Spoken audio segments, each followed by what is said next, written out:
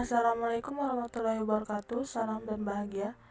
Kami dari kelompok 4 akan mempresentasikan hasil diskusi kelompok kami dengan topik yang berjudul proses audit atas aset tetap. Yang pertama adalah pengertian dari aset tetap. Nah, aset tetap ini adalah aktiva perusahaan yang tidak diperjualbelikan, melainkan digunakan dalam hal aktivitas perusahaan yang umurnya itu lebih dari 1 tahun. Dan biasanya aset tetap ini merupakan pengeluaran perusahaan yang jumlahnya sangat besar. Selanjutnya adalah tujuan audit atas aset tetap.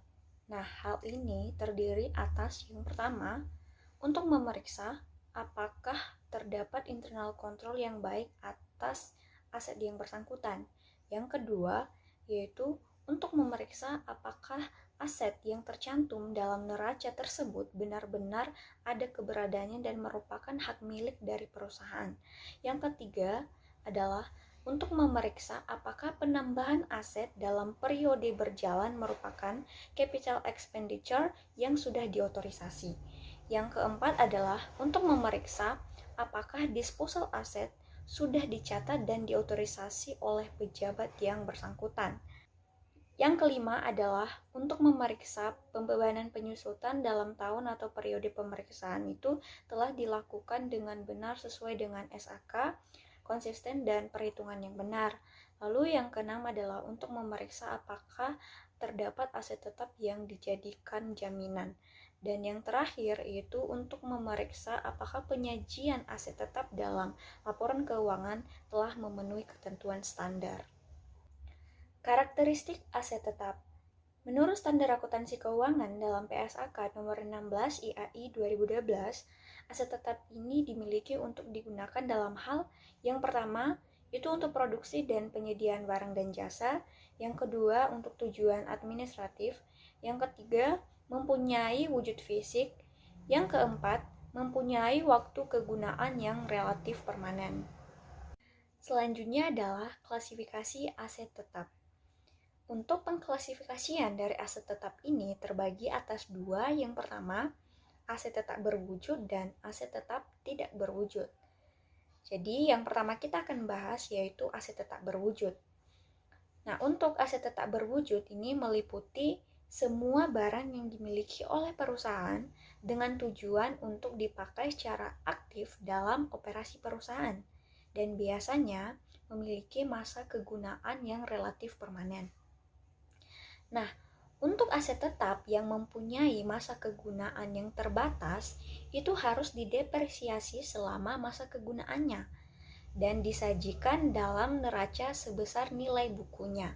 Sedangkan aset tetap berwujud yang mempunyai masa kegunaan tidak terbatas, itu disajikan di dalam neraca sebesar harga perolehan.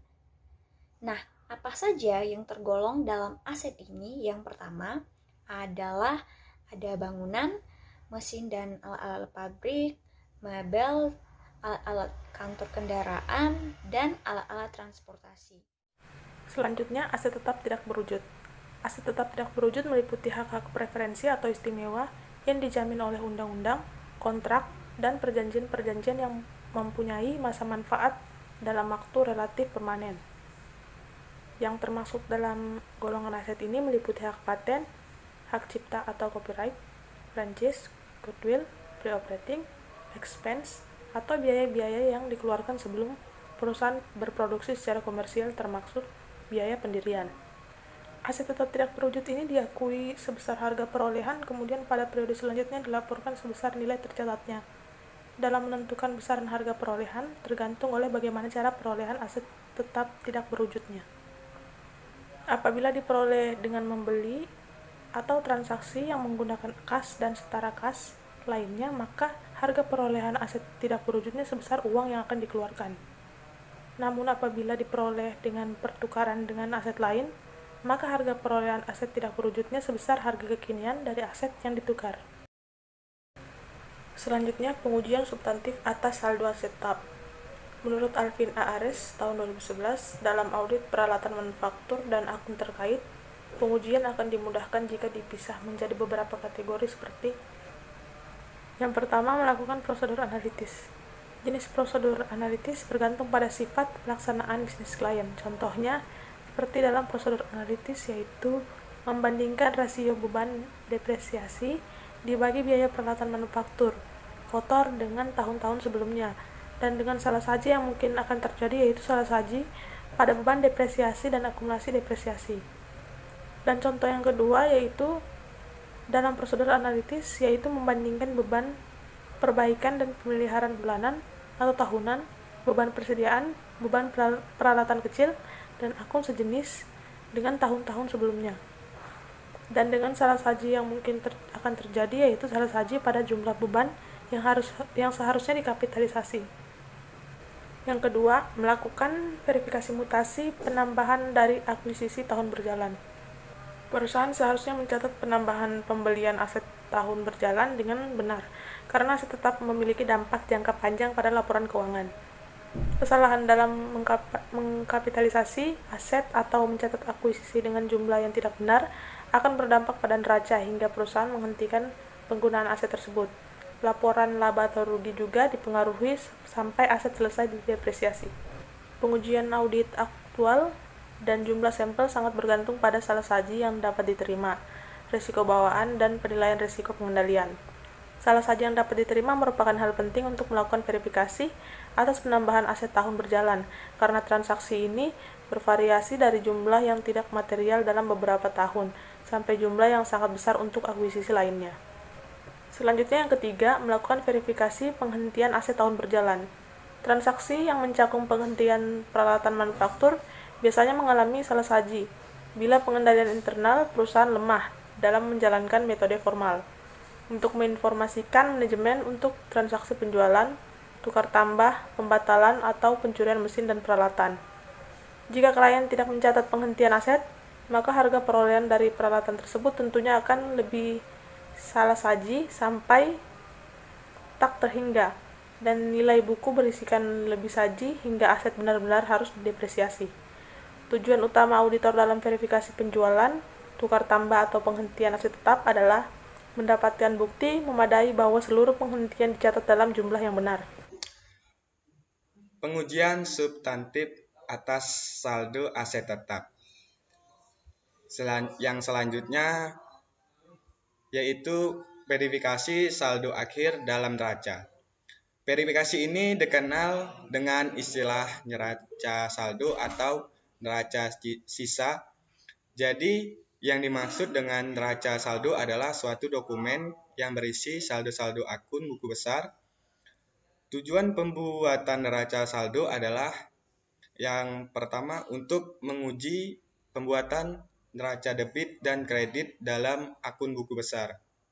Kemudian yang kedua untuk mempermudah penyusunan laporan keuangan. Selanjutnya, memverifikasi beban penyusutan. Untuk tujuan verifikasinya yaitu keakuratan, kemudian auditor berfokus pada penentuan apakah klien mengikuti kebijakan penyusutan yang konsisten dari periode ke periode dan apakah perhitungan klien sudah benar. Kemudian dalam verifikasi ini ada 4 hal yang harus dipertimbangkan. Yang pertama, umur manfaat akuisisi periode berjalan. Yang kedua, metode penyusutan. Yang ketiga, estimasi nilai sisa. Dan yang keempat, kebijakan penyusutan aktiva dalam tahun akuisisi dan disposisi. Selanjutnya, melakukan verifikasi saldo akhir dalam akumulasi penyusutan. Debit atas akumulasi penyusutan secara normal diuji sebagai bagian dari audit penghentian aset dan kreditnya diverifikasi sebagai bagian dari beban penyusutan. Dua tujuan yang biasanya ditekankan dalam audit saldo akhir dalam akumulasi penyusutan yaitu yang pertama, akumulasi depresi yang dinyatakan dalam berkas utama aset sesuai dengan dalam buku besar. Tujuan ini dapat dipenuhi dengan pengujian penjumlahan akumulasi depresiasi dalam berkas utama aset dan menelusuri totalnya ke buku besar. Kemudian yang kedua, akumulasi depresiasi dalam berkas utama adalah akurat.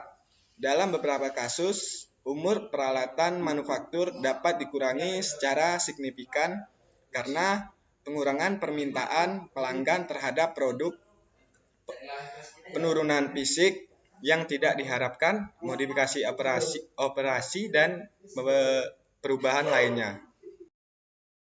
Selanjutnya, prosedur pemeriksaan aset tetap. Prosedur audit yang berlaku untuk penugasan berulang, sehingga dititik beratkan pada pemeriksaan transaksi tahun berjalan. Untuk audit pertama kali bisa dibedakan sebagai berikut. Yang pertama itu jika tahun sebelumnya perusahaan sudah diaudit oleh akuntan lain. Kemudian yang kedua, jika tahun-tahun sebelumnya perusahaan belum pernah diaudit, akuntan publik harus memeriksa mutasi penambahan dan pengurangan aset tetap sejak awalnya berdirinya perusahaan. Baik, berikut ini adalah contoh kasus proses audit atas aset tetap di PT-SK. Terlebih dahulu kita perlu mengetahui bagaimana gambaran umum dari PT-SK. Jadi PT-SK adalah perusahaan pengolah karet di Indonesia yang merupakan anak perusahaan KMN Group.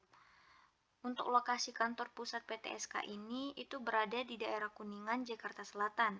Lalu pabrik pengolahan karetnya itu terpusat di daerah Tapanuli Selatan, Sumatera Utara. Kapasitas pabrik adalah sebesar 30.000 ton per tahunnya.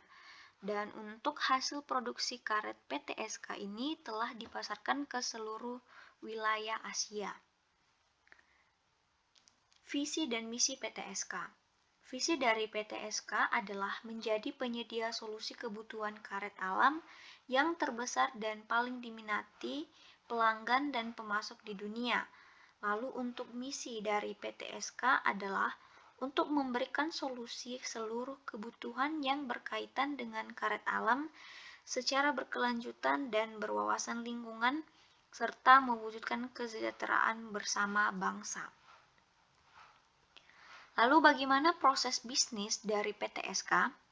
Jadi PT-SK merupakan pemasok bahan olah karet bagi perusahaan luar negeri seperti GT Radial, Yokohama Rubber Company, Hankook Tire, dan lainnya. PT-SK ini memperoleh persediaan bahan baku dari petani setempat di daerah Sumatera Utara. Bahan baku tersebut kemudian disimpan di tempat penyimpanan. Nah, tempat penyimpanan persediaan bahan baku ini meliputi area yang luas yang berada di sekitar area mesin produksi. Tempat penyimpanan bahan baku itu dipasangkan lampu karena proses produksinya itu berjalan 24 jam yang dibagi menjadi 3 shift. Bahan baku terdiri dari jenis led tebal dan kap lamp cetak. Tempat penyimpanan bahan baku berada di gudang X. Bagian gudang bahan baku tidak menghitung lagi setiap bahan baku yang masuk karena perhitungan sudah dilakukan di gudang X.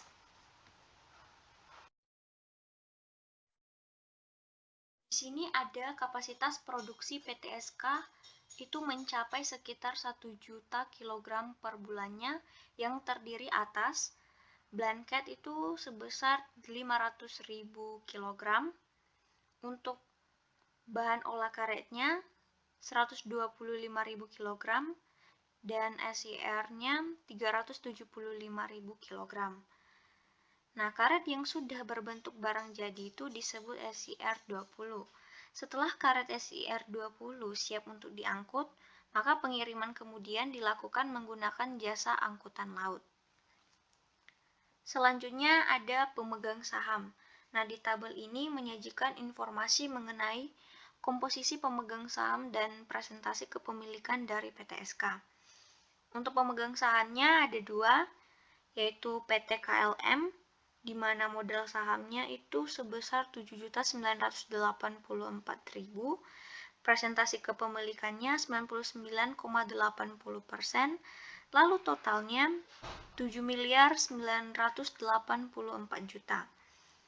Dan yang kedua, pemegang saham yaitu ada PT SDS.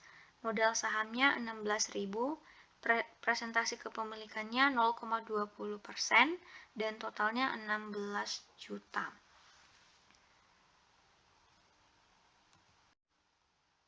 Kebijakan aset tetap PTSK. Aset tetap dinyatakan sebesar biaya perolehan setelah dikurangi akumulasi penyusutan atau akumulasi penurunan nilai.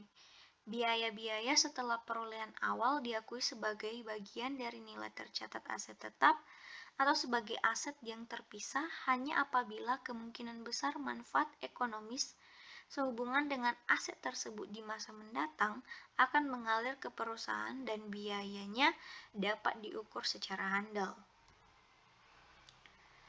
Di sini penyusutan terhadap aset tetap PTSK dihitung dengan menggunakan metode garis lurus berdasarkan taksiran masa manfaat ekonomis aset tetap seperti pada tabel yang ada di layar teman-teman semua. Untuk jenis aset tetapnya terdiri atas tanah, lalu bangunan dan rumah di mana masa manfaatnya selama 20 tahun, instalasi 8 tahun, mesin dan peralatannya 8-10 tahun, kendaraan 4-8 tahun, dan inventaris kantornya 4-8 tahun. Nah, beban penyusutan aset tetap PTSK ini diaplikasikan atas 3 bagian, yaitu biaya produksi atau cost of goods sold, lalu beban umum dan administrasi atau general and administration expense, dan yang terakhir beban penjualan atau selling expenses.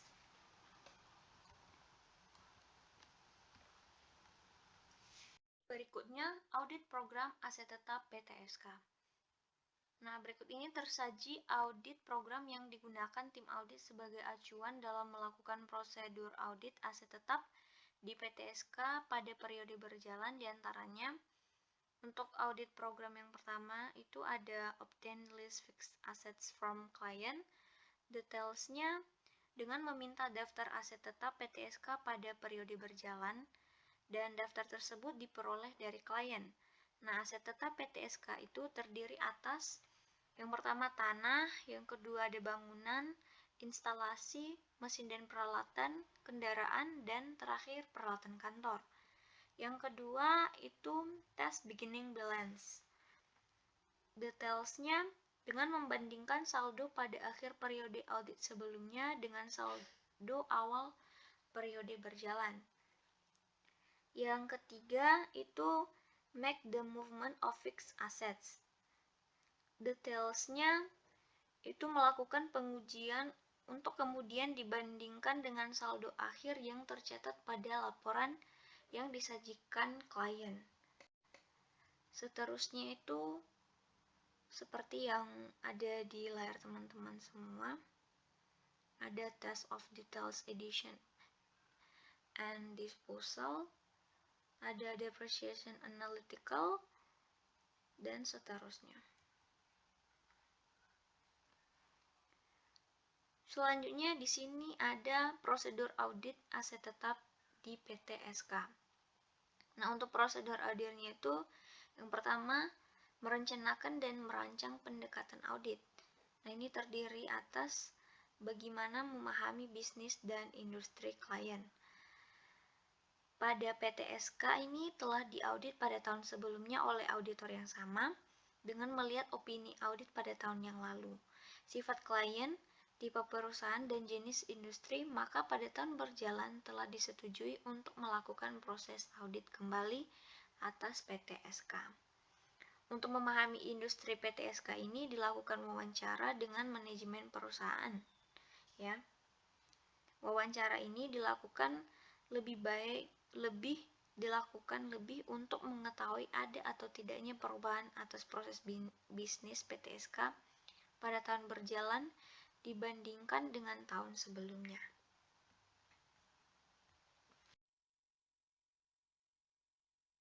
Kedua, memahami pengendalian internal dan menilai risiko pengendalian.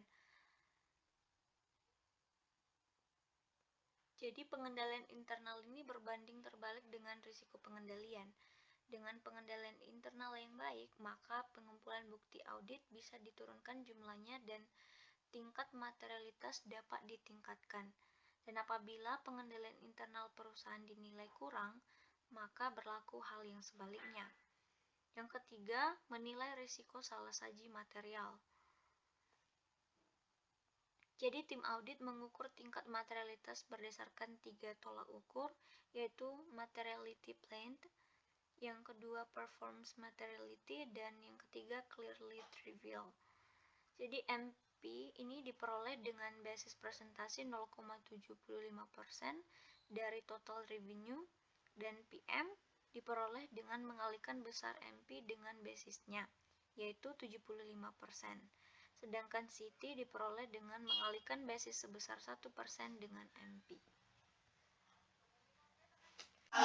Selama proses audit berlangsung, ketiga tolak ukur ini membantu auditor untuk menilai kewajaran suatu akun bila terdapat perbedaan penyajian antara nilai suatu akun yang diberikan klien dengan hasil perhitungan auditor. Penentuan jumlah sampel dan sampel yang dipilih. Berdasarkan kebijakan yang ditetapkan oleh Kantor Akuntan Publik, pengambilan sampel dalam prosedur audit dilaksanakan adalah sebesar 80% dari setiap aset tetap. Lead schedule. Tujuan dari pembuatan lead schedule adalah untuk melihat tujuan audit terkait kelengkapan, keberadaan, dan akurasi.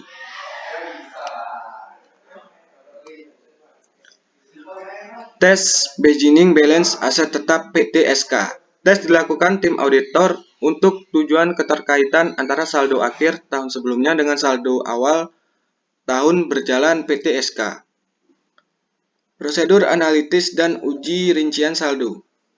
Prosedur analitis dapat dilakukan dengan membandingkan data yang diperoleh dari klien dengan data industri, data periode sebelumnya yang serupa, hasil yang diharapkan dengan ditentukan oleh klien, hasil yang diharapkan dengan yang ditentukan oleh auditor, hasil yang diharapkan dengan menggunakan data non-keuangan. Uji rincian saldo. Uji rincian saldo lebih difokuskan pada saldo yang tersaji di akhir periode berjalan pada buku besar. Verifikasi penambahan aset tetap PTSK pada tahun berjalan. Penambahan aset tetap merupakan suatu pergerakan aset yang terjadi dalam perusahaan. Penambahan aset tetap biasanya jumlahnya material dan harus dilakukan pengujian yang tepat untuk membuktikan ketepatan nilainya. Verifikasi pelepasan aset tetap PTSK pada tahun berjalan. Pelepasan aset tetap pada PTSK dikarenakan masa manfaat aset tetap telah habis.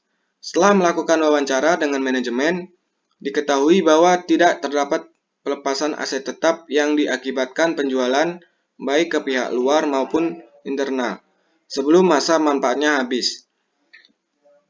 Verifikasi beban penyusutan aset tetap PTSK pada tahun berjalan. Auditor melakukan verifikasi atas beban penyusutan dengan melakukan perhitungan ulang atas penyusutan tahun berjalan aset tetap. Tim audit memperoleh data penyusutan aset tetap perusahaan dari data tersebut. Terlihat jumlah aset tetap, pengklasifikasinya, tahun perolehan, masa manfaat, serta sisa masa manfaat hingga akhir tahun berjalan.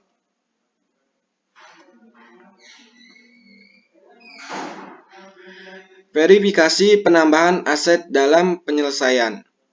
Prosedur yang dilakukan tim audit untuk melakukan verifikasi atas aset dalam penyelesaian adalah dengan meminta rincian data atas penambahan yang terjadi selama tahun berjalan.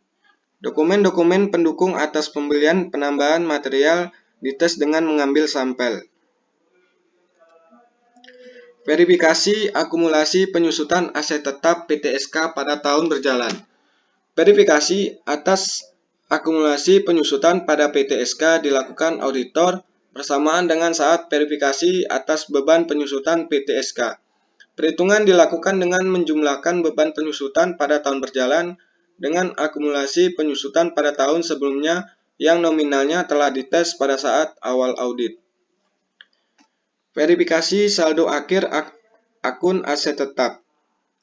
Prosedur ini dilakukan dengan data-data yang diperoleh dari hasil pengujian yang telah dilakukan sebelumnya. Dari hasil prosedur audit yang telah dilakukan sebelumnya, diperoleh nilai akumulasi penyusutan tahun berjalan. Nilai aset tetap pada tahun berjalan kemudian dikurangi dengan akumulasi penyusutannya. Dengan demikian, auditor memperoleh perhitungan saldo akhir pada tahun berjalan. Berikut rangkuman prosedur yang dilakukan untuk verifikasi saldo akhir aset tetap. Yang pertama, memperoleh informasi kebijakan yang digunakan oleh perusahaan. Yang kedua, memperoleh keyakinan atas saldo awal aset tetap. Yang ketiga, menghitung ulang pergerakan aset tetap pada tahun berjalan. Yang keempat, melakukan perhitungan ulang atas penyusutan pada tahun berjalan.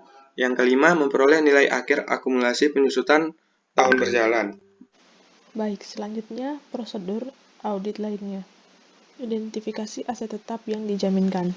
Auditor melakukan diskusi dengan manajemen perusahaan dan meminta dokumen yang diperlukan. Dari hasil diskusi tersebut diketahui bahwa keseluruhan aset tetap PTSK dijaminkan kepada pihak bank. Dokumen tersebut antara lain adalah surat perjanjian hukum serta dokumen pendukung lainnya. Kemudian selanjutnya ada identifikasi asuransi aset tetap. Pada tahun berjalan, PTSK telah mengasuransikan aset tetapnya. Asuransi yang dimiliki PTSK mencakup perlindungan atas aset tetap yang material dan memiliki risiko kerugian atas kebakaran dan risiko kerugian lainnya. Untuk melakukan pengujian atas asuransi yang terjadi, auditor meminta dokumen pendukung atas asuransi yang diajukan oleh PTSK. Bukti pendukung yang diperoleh oleh auditor yaitu berupa dokumen polis asuransi yang merincikan informasi nama pemilik polis, tipe asuransi, periode asuransi, lokasi risiko terjadi, serta jenis aset yang diasuransikan. Kemudian selanjutnya, auditor melakukan pelengkapan proses audit dan menerbitkan laporan audit. Tahap ini merupakan tahap di mana auditor mengumpulkan bukti tambahan mengenai temuan selama proses audit berlangsung. Bukti-bukti ini kemudian diakumulasikan dan menjadi bahan pertimbangan auditor dalam pengambilan keputusan mengenai kewajaran penyajian laporan keuangan PTSK. Selanjutnya, analisis audit aset tetap PTSK. Analisis kebijakan aset tetap PTSK. Kebijakan aset tetap PTSK telah mengikuti peraturan berdasarkan PSAK nomor 16 revisi 2011. Aset tetap PTSK dinyatakan sebesar biaya perolehannya yang dikurangi oleh akumulasi penyusutan. Penambahan aset tetap yang terjadi selama periode berjalan dikategorikan ke dalam biaya setelah perolehan awal. Mengenai pengakuan penyusutan, manajemen perusahaan telah menjalankan sesuai dengan kebijakan, yaitu aset tetap diakuisisi sebelum tanggal 15 pada suatu bulan. Maka pengakuan penyusutan diakui pada bulan tersebut. Namun bila pengakuisisian terjadi setelah tanggal 15, maka penyusutan akan diakui pada bulan berikutnya. Perjalanan kebijakan penyusutan aset tetap perusahaan secara keseluruhan telah diterapkan secara wajar.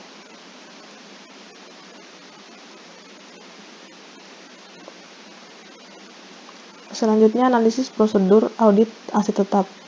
Secara keseluruhan, prosedur audit yang dilaksanakan telah mencakup semua prosedur audit secara teoritis. Selanjutnya, terdapat analisis secara umum yang dilakukan oleh penulis atau auditor, di mana prosedur analitis dalam tahap perencanaan merupakan prosedur yang cukup penting, karena dari hasil analisa yang tergambarkan dapat membantu tim auditor dalam menentukan prosedur yang perlu dilakukan pada tahap selanjutnya. Hal ini mungkin dikarenakan aset tetap PTSK memiliki jumlah yang sangat signifikan dan diperlukan tingkat kepastian yang tinggi akan saldo yang tersaji pada laporan keuangan, sehingga prosedur audit lebih diberatkan pada fase tersebut. Selanjutnya, terdapat analisis atas prosedur analitis dan uji rincian saldo. Yang pertama, ada analisis atas prosedur analitis. Pada fase ini, prosedur yang dilakukan auditor adalah dengan membandingkan saldo aset tetap pada tahun berjalan dengan tahun sebelumnya. Hasil perbandingan ini dapat membantu auditor untuk melihat kenaikan dan penurunan yang terjadi dengan nilai yang cukup signifikan. Dari hasil perbandingan, auditor juga dapat menganalisis penyebab terjadinya pergerakan atas aset tetap dan menilai apakah kenaikan dan penurunannya yang terjadi adalah wajar. Yang kedua, terdapat analisis atas uji rincian saldo. Pengujian yang dilakukan dalam prosedur ini adalah prosedur yang utama. Hal ini dikarenakan bukti-bukti pendukung atas transaksi yang terjadi selama periode berjalan, baik penambahan maupun pelepasan diperoleh dari prosedur ini. Berikut analisis terkait prosedur yang penulis lakukan. Yang pertama, analisis atas verifikasi penambahan aset tetap PTSK pada tahun berjalan. Prosedur utama dalam tahap ini adalah melakukan vouching atas penambahan aset tetap tahun berjalan. Dalam tahap ini, auditor memiliki kesulitan dalam memperoleh bukti-bukti pendukung terkait prosedur audit yang dilakukan atas penambahan dan pelepasan aset tetap yang terjadi selama periode berjalan. Namun pada akhir periode prosedur audit ini, seluruh dokumen pendukung telah tersedia dan tidak terdapat transaksi penambahan yang tercatat. Tidak ditemukan pula transaksi yang terjadi tanpa otorisasi dari pihak yang terkait. Seluruh transaksi penambahan aset tetap telah sesuai dengan tujuan audit terkait saldo dan telah tercatat sesuai dengan yang tersaji pada data aset tetap PTSK. Selanjutnya, yang kedua, analisis atas verifikasi pelepasan aset tetap PTSK pada tahun berjalan. Prosedur audit yang ditetapkan tim auditor hanya sebatas mengetahui bahwa aset tersebut telah habis masa manfaatnya. Tidak dilakukan prosedur selanjutnya untuk mengetahui apa yang dilakukan perusahaan terhadap aset tetap tersebut. Yang ketiga, analisis atas verifikasi beban penyusutan dan akumulasi penyusutan aset tetap PTSK pada tahun berjalan. Hasil prosedur audit yang dilaksanakan pada tahap ini menyajikan nilai yang wajar. Walau terdapat perbedaan pernyataan antara nilai yang tersaji oleh klien dengan hasil perhitungan auditor, hal ini tidak melewati batas materialitas yang telah ditetapkan. Pengujian penyusutan dilakukan bersamaan dengan akumulasi penyusutan aset tetap. Penetapan waktu penyusutan yang dinyatakan dalam kertas kerja perhitungan klien telah dites dan tidak terdapat salah saja dalam perhitungannya. Kemudian yang keempat, analisis atas verifikasi penambahan aset dalam penyelesaian. Terdapat kenaikan jumlah aset dalam penyelesaian yang cukup besar. Dari hasil verifikasi yang dilakukan tim audit disimpulkan bahwa kenaikan yang cukup signifikan ini dikarenakan karena PTSK mengembangkan aktivitas operasi di daerah sehingga dilakukan pembangunan atas kantor, pabrik, dan gudang. Bukti pendukung atas informasi ini telah diperoleh dan telah menunjukkan informasi yang sesuai dengan pernyataan dari klien. Kemudian yang kelima, analisis atas verifikasi saldo akhir akun aset tetap. Berdasarkan seluruh prosedur audit yang telah dilaksanakan auditor, saldo akhir aset tetap yang disajikan klien tidak memiliki temuan yang mengindikasikan adanya kesalahan penyajian. Perbedaan perhitungan nilai yang tersaji secara keseluruhan dianggap tidak material. Secara keseluruhan, nilai saldo akhir aset tetap PTSK menurut auditor telah disajikan sesuai dengan standar yang berlaku umum, yaitu standar SAK. Kemudian yang terakhir ada kesimpulan dan saran. Untuk kesimpulan, PTSK merupakan perusahaan yang bergerak di bidang produksi bahan olahan karet atau bokar, yang dimana PTSK ini merupakan perusahaan dalam tahap berkembang. Berdasarkan teori atas aset tetap audit dan pelaksanaan audit yang penulis alami pada PTSK, auditor di sini dapat mengambil beberapa kesimpulan yang dituangkan sebagai berikut. Yang pertama, prosedur audit yang dilaksanakan tim pada PTSK secara umum telah sesuai dengan prosedur prosedur audit berdasarkan teori audit yang ada.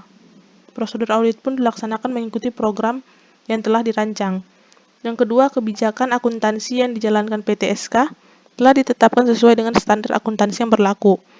Untuk metode perhitungan penyusutan yang dilakukan PTSK mengalami perubahan pada tahun sebelumnya dari double declining method ke straight line method.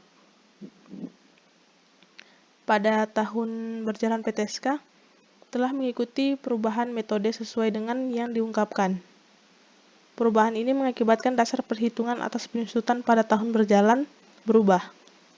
Kemudian yang selanjutnya, selama menjalani prosedur audit aset tetap, tidak terdapat temuan yang sifatnya signifikan. Nilai aset tetap telah tersaji dengan wajar untuk hal-hal yang sifatnya material. Yang selanjutnya, PTSK merupakan perusahaan yang masih dalam tahap berkembang, sehingga masih memiliki kekurangan, terutama dalam hal proses penelusuran data fisik. Sehingga pada tahap pengujian sampel aset tetap, tim audit mempunyai kesusahan untuk memperoleh data-data terkait aset tetap yang merupakan unsur dari pengumpulan bukti audit oleh tim auditor.